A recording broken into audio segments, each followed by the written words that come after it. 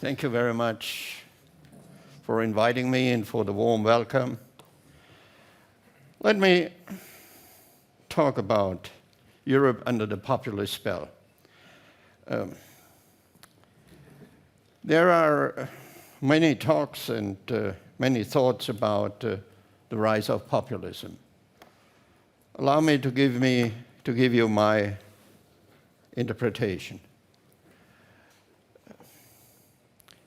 The last big populist movement we had in Europe was after the First World War. It was the rise of communism, but mostly also of fascism and the Nazis. The First World War was a huge disruption. It ended the classical period in Europe, the classical bourgeois period. It never came back. And after the Second World War, which was an even bigger disruption, with all the destruction, the dead, the wounded, millions of refugees walking around Europe, Germany in the center of Europe, almost completely destroyed, millions of prisoners of wars. There was not such a populist reaction. Why? Because the war ended as a war, but it's my interpretation, it continued as a Cold War. There was a threat perception, the threat of communism, that Stalin will manage it to move more to the West. The fear about the communist or Russian rule, Russian occupation, based on experiences. The ideological confrontation between market economy and state-run Russian-type economy.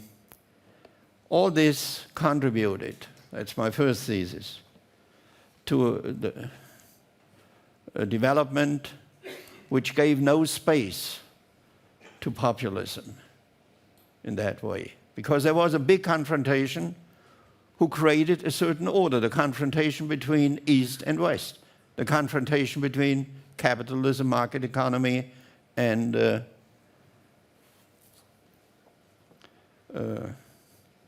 state-run economy from the Soviet time.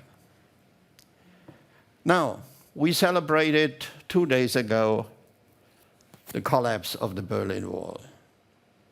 I guess those who are old enough to remember know exactly where you were in that night, and you will never forget it. It was a dramatic historical change, a disruption. It was not only the wall which collapsed physically.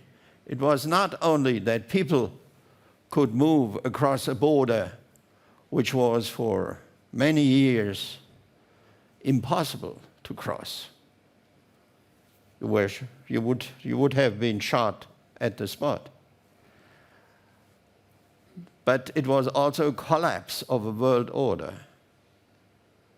It was a bipolar order which collapsed in this night. Not long ago, the Warsaw Pact collapsed, and the Soviet Union, the mighty Soviet Union, disappeared. I think we never understood what that meant for the West.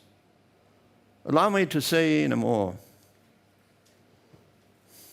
humoristic way, the most serious defeat the Soviet Union has inflicted on the West was the disappearance of the Soviet Union. Because we lost the enemy. The enemy was gone. And it was a time defined by Bill Clinton, it's the economy, stupid. But I think this is a big mistake. Human order, a global political order, cannot be defined only by the economy. Figures are extremely important. The economy is extremely important. Do not misinterpret my words. But it must make sense. Not only Europeans, human beings depend also on the creation of sense to give the collective mind a direction. And I think we completely misunderstood the challenge we were facing in 1989 and the years after 1989. So I will tell you a little bit about the German experience. The ones who understood that at the very first moment, that with unification, with the opening of the border to the GDR, there was a part of Germany which used to be completely isolated and under communist rule, which were open to the propaganda and to the melodies of nationalism. Why was that so? Because the GDR was never westernized as the Western German Federal Republic used to be. I mean, these long, painful debates in the late 50s, in the 60s, about the German Guild, about democracy, it never took place in East Germany. I learned that one late night.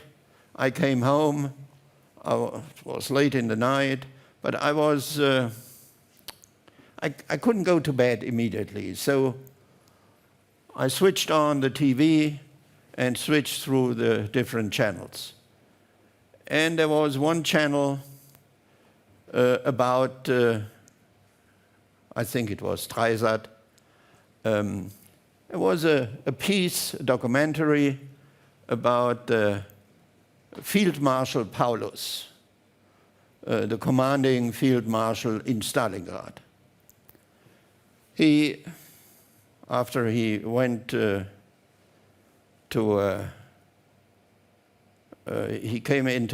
was prisoner of war, the Russians turned him around based on a nationalistic approach. He was seen as a traitor, and when he was released by the Russians, he went back to the GDR, to Dresden.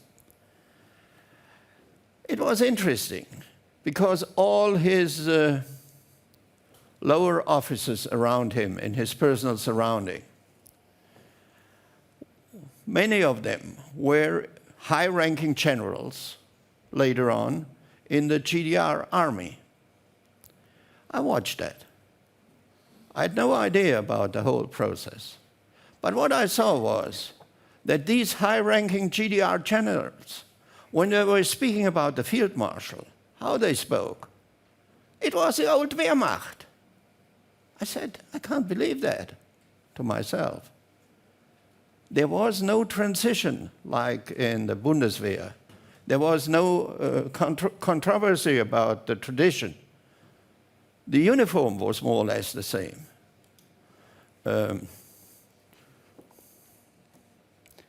was never a break, a sharp break, because in the GDR they thought, now we are on the Russian side, that's enough. We paint ourselves red, forget about the brown period. The consequence was that the old authoritarian, non-democratic German tradition survived. And the right-wingers, the far right, understood that immediately. The majority of the leaders of the far right in East Germany, who are declaring we are going on with the revolution of '89, are Westerners, not Easterners. They are not from the GDR. They are from the West. So they started very early and mobilized this right-wing populism in the East German states. And a similar development we have in other places in Eastern Europe. Take Hungary, for example. Now, in this year, we had the 100th anniversary of the Trianon Treaty, where the Hungarians were treated extremely bad in the Paris peace agreement after the First World War. It's still a political fact as it would have happened yesterday, because millions of ethnic Hungarians, Hungarian-speaking citizens, are living since then outside of the country, in Romania, in Slovakia, in the Vojvodina, Serbia. The country is still obsessed by that historical trauma. Take Poland. In Poland, they are still struggling with their national identity and their geopolitical situation, Russia on one side and Germany on the other side. It's a reality. It will need time. But these are complete different reasons. You can't say there is one reason for populism, and there are many reasons. But I think the underlying big reason is that we are lost in a pragmatic world. We have excluded, especially in Europe, we have excluded the big questions. The reason for Trump is a different one. Again, the end of the Cold War, America drew complete different consequences than Europe. For Europe, it was the Kantian utopia, eternal peace, end of history, no more wars, no more armies, no more weapons, nothing is needed like that. In America, there was a triumphalistic conclusion. Now we have one, we are the last and remaining superpower. And this was the beginning of the ideas of the neocons about American empire, global empire. It ended within years in ill-conceived wars, especially in Iraq. Second point was the economic leadership of the US. It ended in 2008. For many people, 2008 was a collapse of the credibility of the elite. Allow me to say that here as a guest of UBS. But I think 2008 contributed a lot to the rise of populism as these ill-conceived wars, as the war in Iraq. These are the elements for the rise of populism. Now, I think once we will turn to the real challenges, and for Europe this is quite clear, what will happen to us? With an America led by Trump or Trump-like presidents, and I don't think that if Trump will be voted out of the office, which I don't see just now, to be honest, but if he will be voted out, the next president will not go back to the status quo ante. Impossible. I think what we have seen is a transformation of the role of the United States and a transformation of the transatlantic relationship, because the trust, which was the real fundament of our relationship, is gone. And to restore this trust, I think, will be very, very complicated. So what will happen to us, to the Europeans?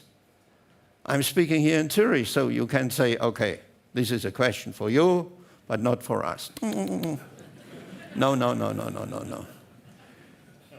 You are sitting on a very comfortable place, but never forget, you are sitting in a boat named Europe. So if this boat gets problems and is sinking, you will sink with this boat at a very comfortable place.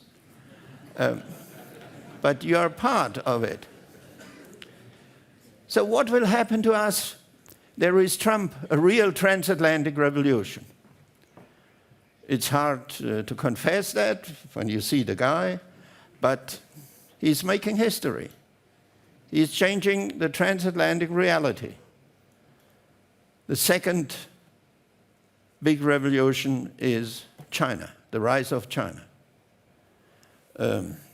This will also completely change the world we know.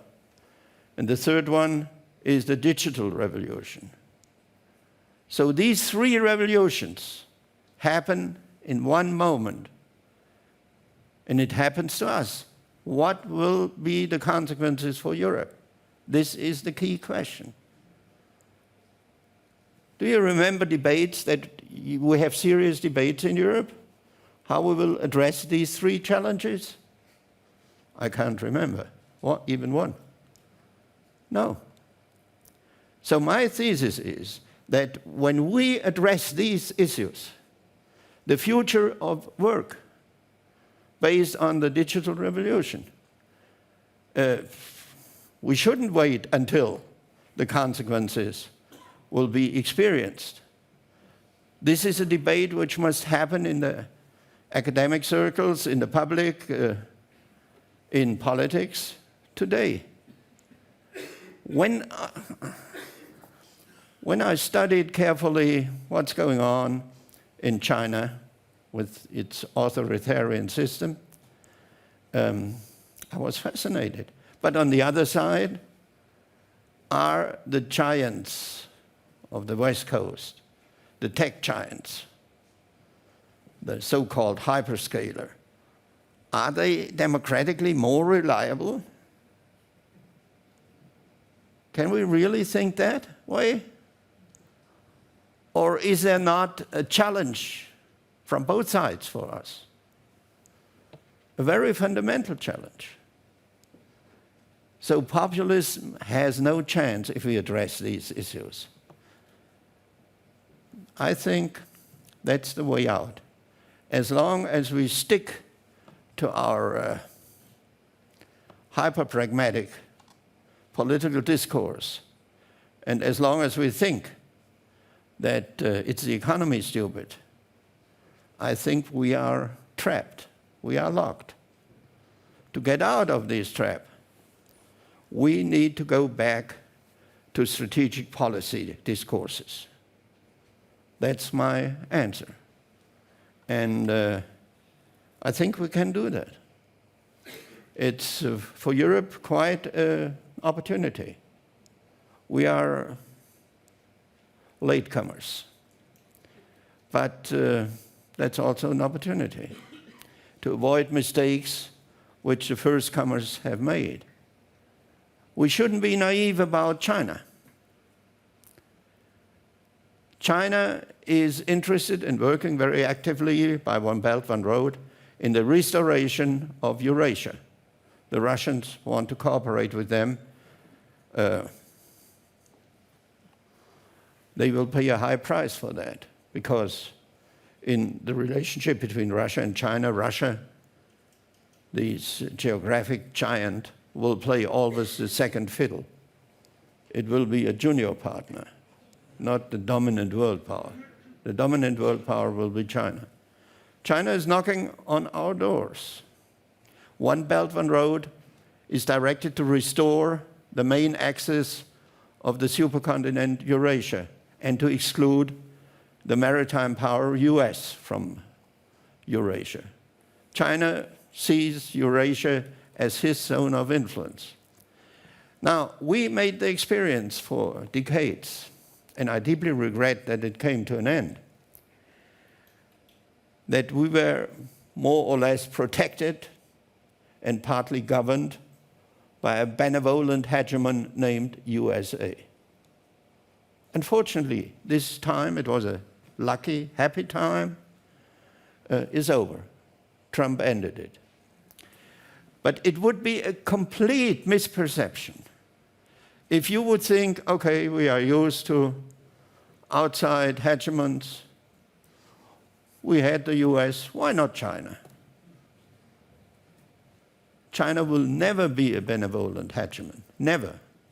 It's not in its genes, it's not in its ideology, it's not in its institutions, it's not in its history. In the old days, during the imperial period, one time a year, representatives of foreign powers had to come to Beijing and bring their contribution and declare their commitment to Chinese hegemony.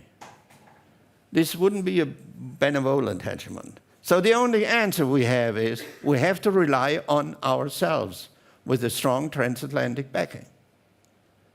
We have to find ways where the new conditions for the transatlantic relationship can be used for a restoration of this transatlantic relationship. Because, ladies and gentlemen, since 1492, the famous voyage of Cristoforo Colombo to the West, the transatlantic space started to become more important and dominant globally compared to Eurasia. But in the millennia before, Eurasia was the dominant factor. And with the rise of China, Eurasia will come back. So Europe, with our demographic problems, we will be sidelined. We are used to be in the center, but now in the future, we will be at the fringes of the great Eurasian continent, at the very western fringes. Without a strong transatlantic backing, I think we will move into a very grim future. So this is the reason why Europe should have any interest in restoring a new form of transatlantic relationship. This means that Europe must become stronger. The time when the Americans are paying the bill in dollars and in blood is over. This will be a consequence of Donald Trump, whether he will be re-elected or not. The next president will not change that. So we have to do that by ourselves. There is no way around that. Let me hear crystal clear. At the moment, we cannot defend ourselves. And for the future, this is important for our credibility. And I guess the Europeans will understand that. Secondly, at the moment, we are digitally not independent. And we are at the beginning of the digital revolution. A lot of data will be produced. Who will own this data? This is not only a question, a technical question or a question of business. This is the core question for the future of individual liberty. Because in the digital future, individual liberty will depend on the sovereignty about your own data and collectively about where is a physical place where these data are regulated, stored, controlled. That's a huge challenge for us. But if we do not wake up, and if we do not strive and invest heavily in our digital future and digital sovereignty, I think, will be lost. Now, Switzerland might survive. Your bigger problem may be climate change, because if the mountains start to move, you have a serious problem. But I think the digital challenge is quite big. And there again, we have to deal with China too. Don't forget that. So these are the challenges, ladies and gentlemen. And I'm not so pessimistic that Europe is living under a populist spell. Yeah, we have the populists everywhere, including Switzerland. You were a forerunner in that. But what is the outcome of the Swiss populism? The guy gets old. Same with me. Same with me. But what's really the outcome? What? Compared to the 30, populism has not any longer the strategic capability to develop a strategic alternative perspective. They don't have that. That's good. And if I look to the recent European elections, before the election I was very pessimistic, because there was a threat that the populists could really make it to the majority or close to the majority. The outcome was great. And the populists realized that they were defeated at the ballot box. I think Europe has a great opportunity since the recent European elections. I'm pretty optimistic. We have to address the big issues. In which society we want to live in the 21st century. We have to protect ourselves, and we must do everything not to be disconnected from the digital revolution. It's not important that we are number one, but we must be technologically in the leading group. That's a must. Otherwise, we would be doomed. So these are the challenges that need to be addressed. What's the future of our democracy? One negative element. It was said that migration plays a key role. Well, I look to the development of mankind. Mankind is still growing.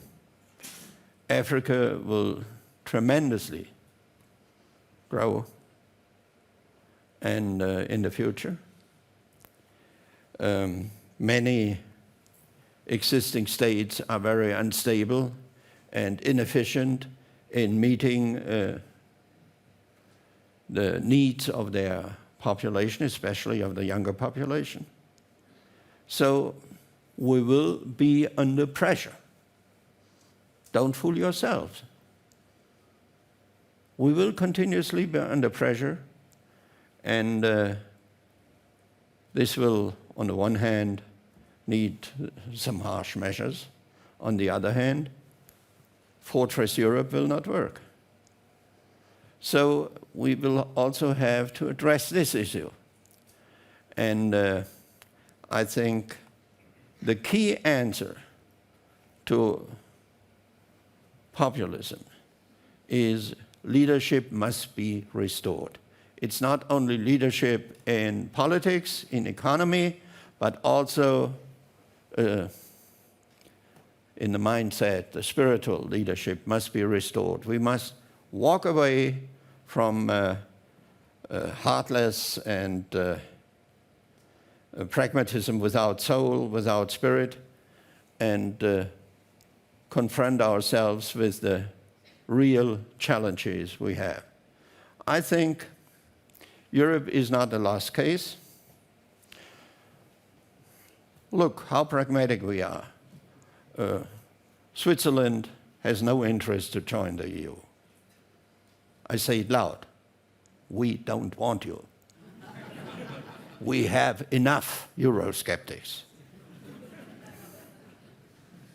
So, but our relationship is managed in a very pragmatic, careful way, and that's another element where flexibility is welcomed, and the EU will have a future with members and with neighbors, both.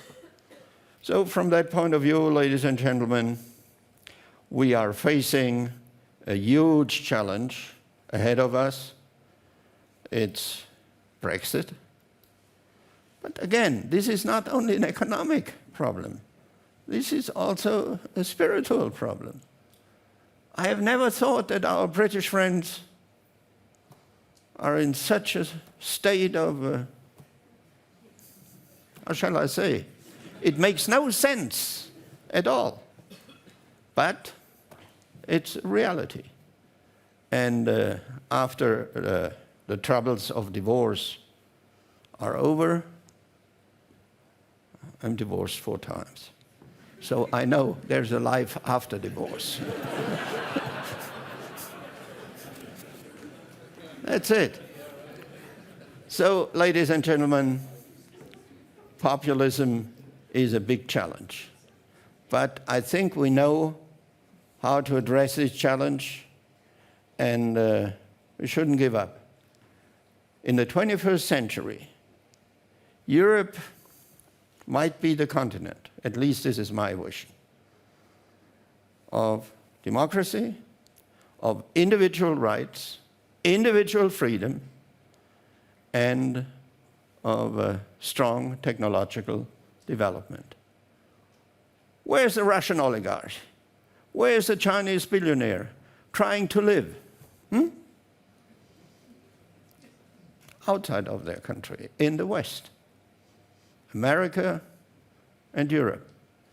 Europe has the big advantage compared to America, that you cannot come into troubles when the 2 big powers, China and the US, are fighting for hegemony.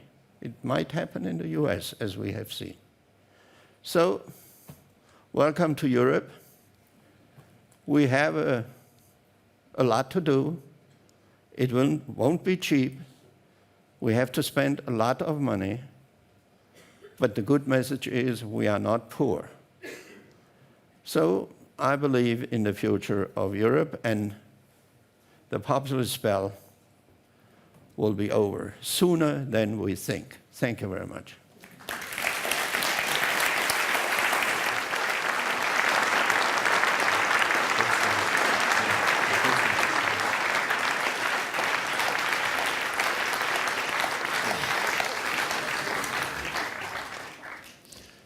So thank you very much for this presentation and this very optimistic outlook.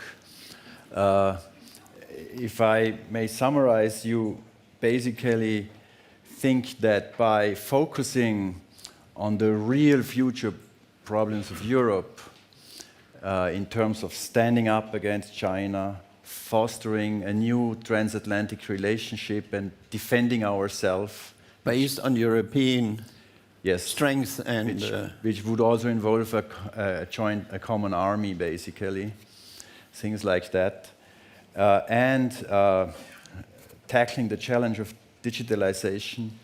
You think we could redirect the spirits and the minds of the European citizenship towards a positive outlook. Now, let me contrast that with discussions that are often made. This is a very non-standard approach to the populist challenge that you were offering, which is good because it's provocative. But don't you think that it would also be important to remove economic insecurity for those people who vote for the populists, that the nationalist identity protection that the right-wing parties provide to these population segments, or tackling, let's say, at least for the US, where inequality is strongly growing, tackling the issue of inequality, shouldn't that be also part of the solution? Well, I think it's correct for the US, it's correct also for the UK. These were the two countries where the so-called neoliberal revolution was very radical and created high costs in the social sector. You might be right. But last week, in the run-up to the 30th anniversary of collapsing of the wall and German unification, there was an interesting poll reported in the media. The overwhelming majority in West Germany and East Germany was happy with their individual standard. They said, today it's better than ever. But in East Germany, I feel as a citizen, a second-class citizen. So, if you improve the living standard, they will continuously believe they are second-class citizens. And there is something which has to be done, especially in the East-West relations. But the reason why they feel second-class is that unification has to move very fast. You never knew whether the next morning, when you will woke up, Gorbachev will still in charge. So the whole dream could disappear within one night. So they were under an extraordinary time pressure.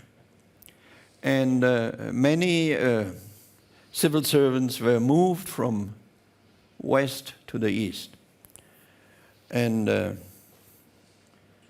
privatization of the economy was also, this was de facto deindustrialization by good reasons. And this led to this impression of being a citizen, a second-rate citizen. This cannot be changed in the short term. This was a consequence of the historical process. So I would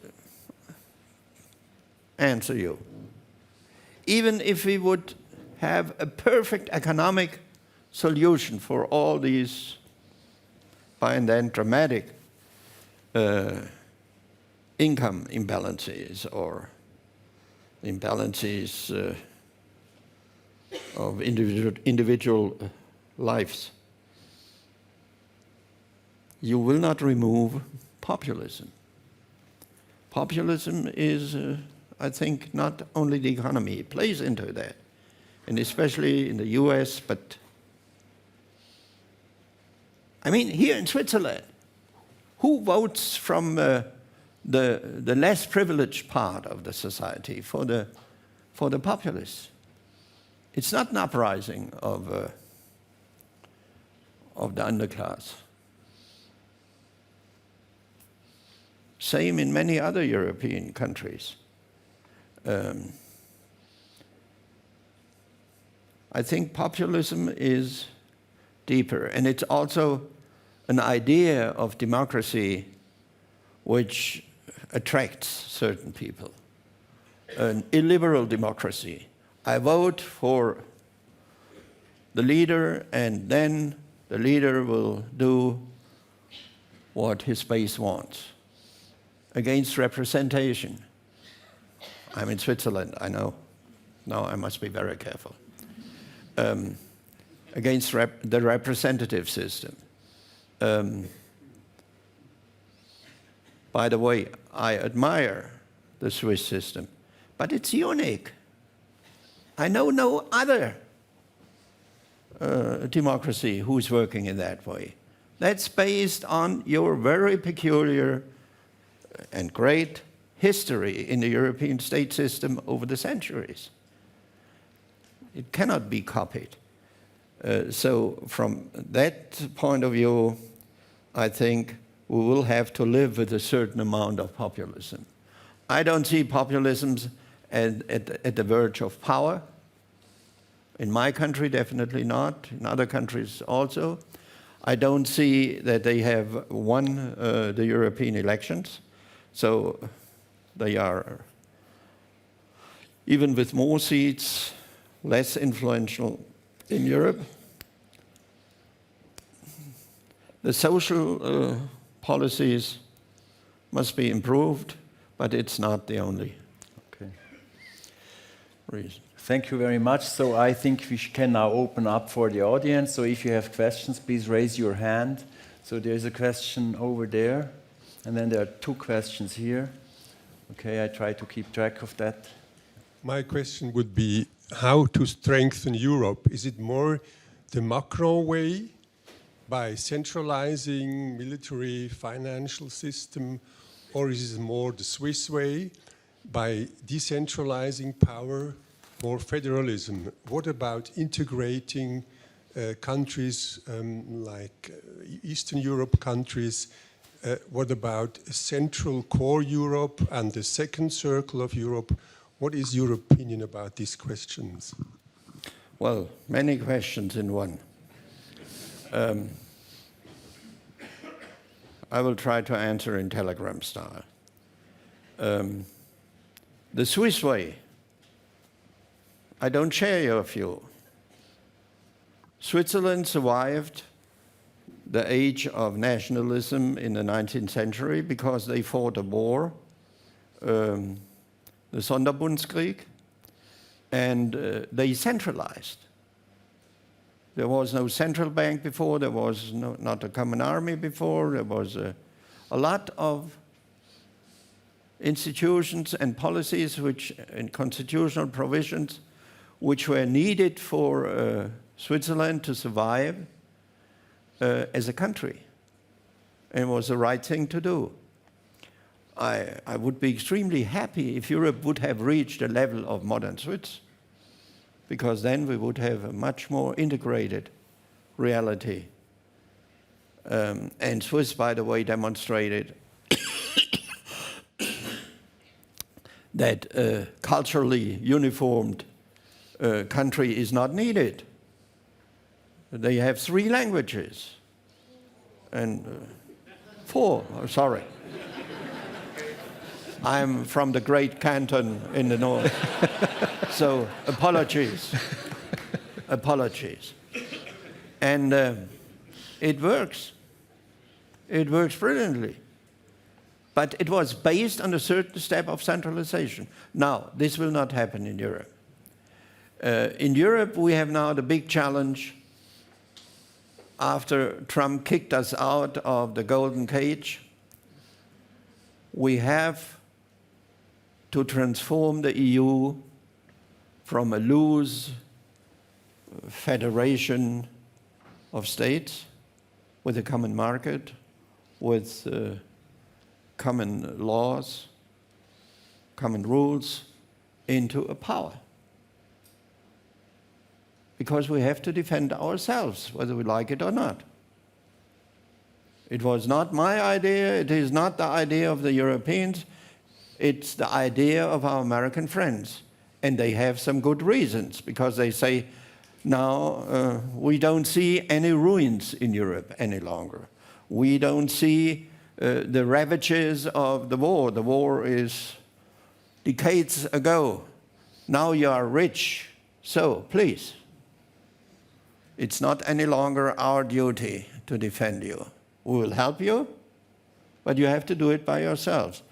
I think these are very reasonable arguments on behalf of our American cousins. This is not about core Europe. The Europeans have to do that together. The Eastern Europeans will be happy. Not if this is directed against NATO, but if Europe will get stronger, our members in Poland, in the Baltics, will be highly appreciated. Again, this is not directed against NATO. So I think these constitutional debates about core Europe and so, it's for the time being over. We have to address the serious challenges which are coming from outside. Rise of China is another big challenge. We have to find answers. Look, what will happen to us if one day Donald Trump will say, let's impose the same harsh sanctions we have imposed on Iran, on China. Huh? And then, will we stop our China trade as we have stopped our Iran trade? Seriously? Seriously? This would mean economically, I use diplomatic words, a huge challenge. And take Huawei. Shall we really try to isolate China in the high-tech sector, as our American friends are asking us? I think it's not a good idea. Are we capable to control the hardware, the software, in an efficient way?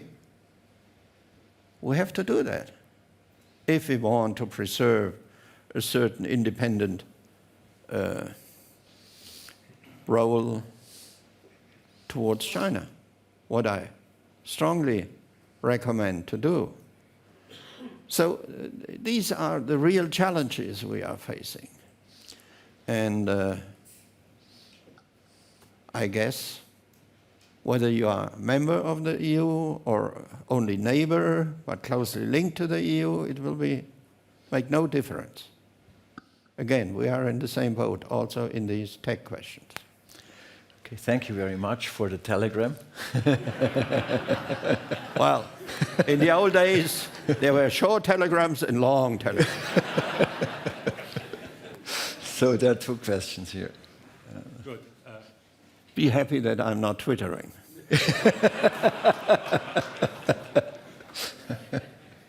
I share your view about the future of Europe very much. I guess it's not mainstream Green Party view that you've expressed here. I'm not a party spokesman, sorry. No.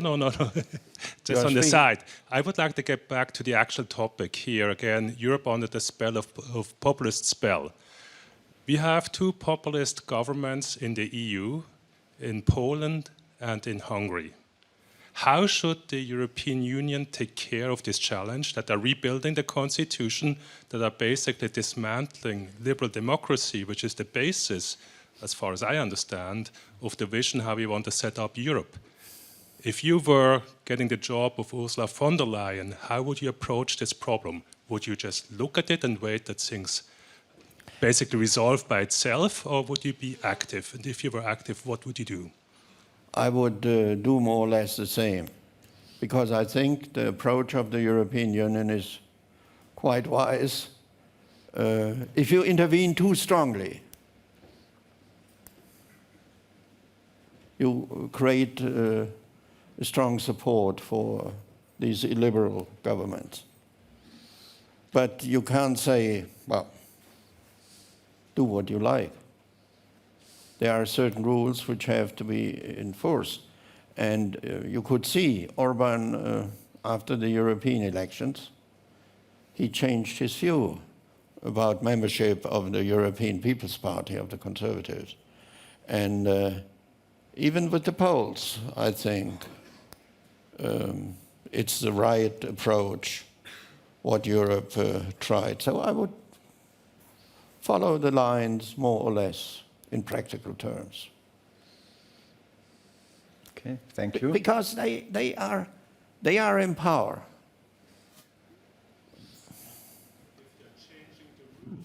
No, they are not changing the rules of the EU. No. But the electoral system. Yeah. I think the Commission is doing, and the European Parliament is doing the right thing, what they can do. I mean, we made all a mistake because it was beyond our imagination, far beyond, that once they are in, they will turn itself into an illiberal democracy. You have to blame Fischer and some others who are at that time were in, at the accession time, were in power and didn't preserve the EU system, because we had it for the accession, the Copenhagen criteria. But no one, I don't remember even one remark that this could happen. Orban at that time was the boy of George Soros. Life is by and then very strange, ladies and gentlemen. So it's life. But I think they are doing the right thing. Thank you very much. There is a question here, and then there is one here and one here. Okay, so I remember. Well, thank you very much. You were making this really interesting point before, that the collapse of the Soviet Union created some problems because, you know, we lost our common enemy. And I was wondering if maybe climate change could be such a common enemy now that the political class could kind of use to make us unite against. I think climate change is worse than an enemy. It's reality. That's the problem. So it's not an enemy. It's, and it will be highly complicated if this climate change is getting out of order. And even today I read in newspapers that there's a new report why the scientists got it all wrong according to the timeline, that things are happening much faster, much earlier than it was assumed. No, climate change is the reality, and this will hit us all, but it will increase the tensions, and it will increase the contradictions between the different nations. It will have a tremendous impact on global politics. But it could give sense. I mean, you were arguing we need sense in order to fight the populists, and the fight against climate change could give sense. Yeah. I mean, I must confess, I'm not very impressed by the intellectual capacity of the AfD. They are in favor of let's build SUV diesels. This is the car of tomorrow. This would ruin the German car industry, definitely, if they would stick to these AfD proposals. There is no climate change. No, watch and see. And climate change will create new huge problems. I'm really concerned about that. What will happen, for example, if within few years the international community must declare that we have missed the 2 centigrade goal, and terrible weather events are happening and sea level is visibly rising? What then? Dramatic measures are needed. What then? There could be an idea to have per capita quotas, but at the end it will mean to decrease the living standards. It's a tremendous challenge, not only for democratic systems, but also for a system like China. Because if China cannot guarantee any longer, if the Communist Party cannot guarantee the future transformation of extreme poor people into the growing middle class and an increased living standard, the whole system is in question. Okay, so there are two questions. I want to collect them both and then an answer to both. Two people who want to have questions. They're over there, so one, please start. Well, I guess this is a really related question, but so you mentioned that one way to avoid populism is to have some external threat. It somehow gives some discipline to a society. Do you see any alternative to great power competition that would also give discipline to a society? I mean, practically, if the other superpower is interested in superpower competition, you cannot. But is there at least a theoretical possibility that two poles can both give discipline to avoid internal threats to freedom, that is populism, and make sense? Okay, the next gentleman here. And then we answer.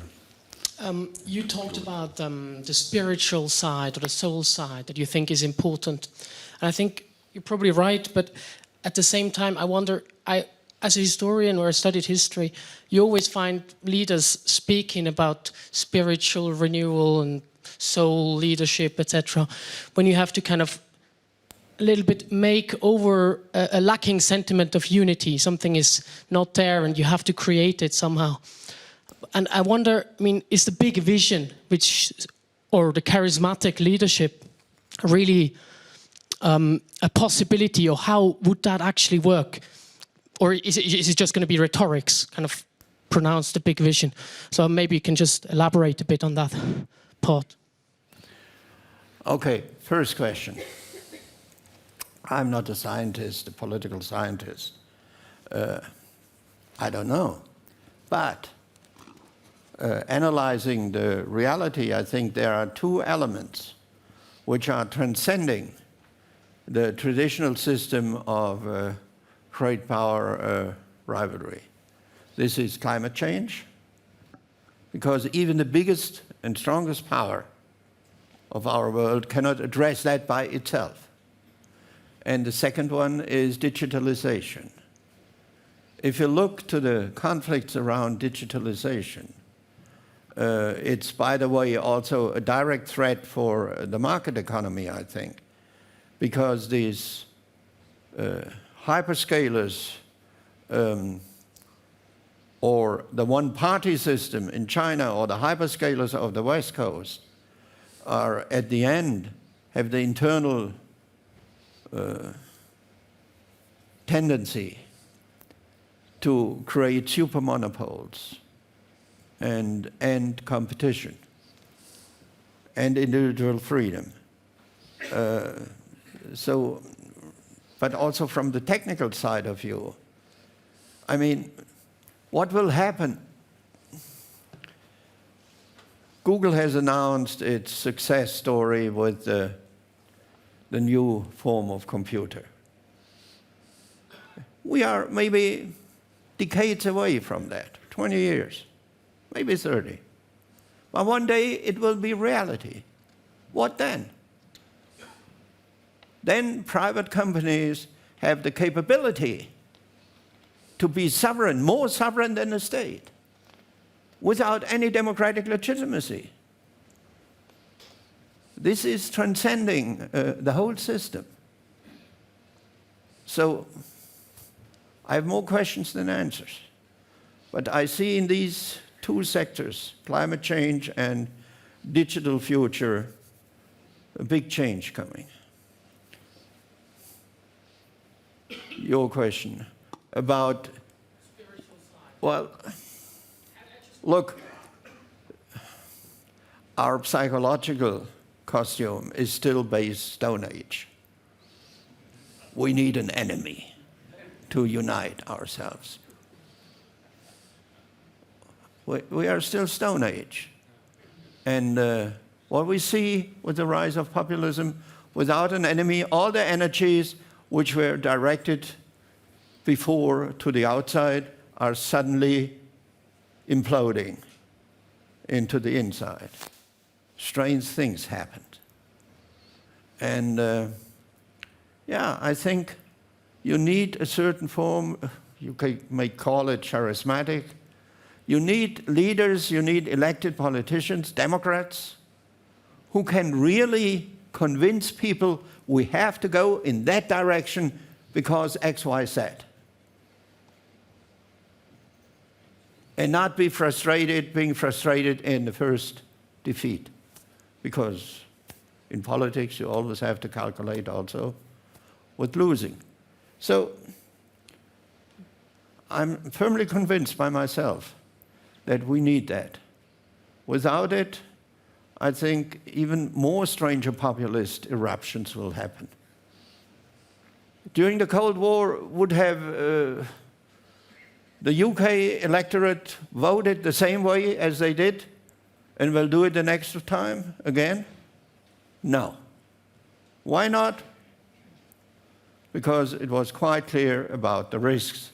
Unity was a value by itself.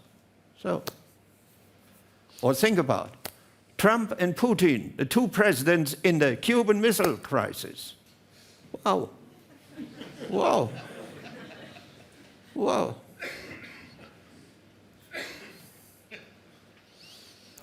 I think we leave it at that.